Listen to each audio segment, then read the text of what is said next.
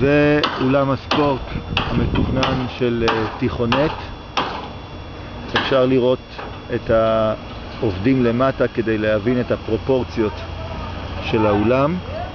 אמורים להיות בו כ-1,000 מושבים, 740 מושבים קבועים ועוד 250 מושבים נשלפים, 3 חדרי סטודיו, מלתחות, שירותים, מחסנים.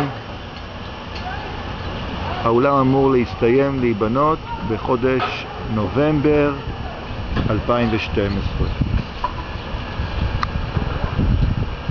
לאולם יש גשר כניסה מבית הספר, אפשר לראות אותו כאן למטה, אל האולם עצמו.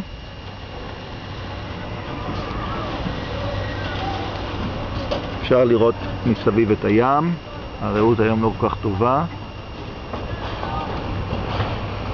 התקרה כמובן עוד לא נוצקה, וזה דבר שיקרה לקראת הסוף.